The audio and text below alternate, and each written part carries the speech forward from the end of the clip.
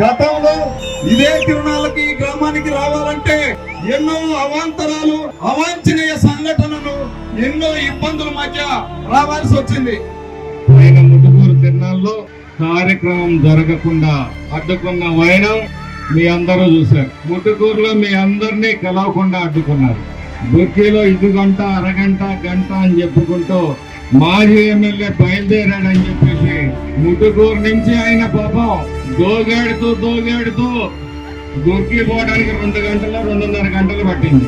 అక్కడ ఆగుతాడు, ఇక్కడ ఆగుతాడు, ఆ ఇంట్లో దూరుతాడు, ఈ ఇంట్లో దూరుతాడు. అంటే ఉద్దేశం ఏంటంటే ముటుకూరికి బ్రహ్మారెడ్డి రాకూడదు.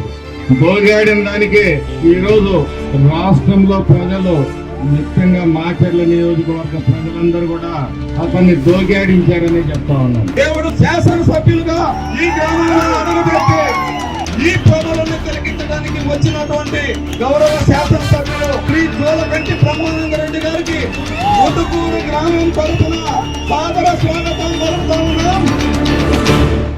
నా పని అయిపోయింది అనుకున్నారా?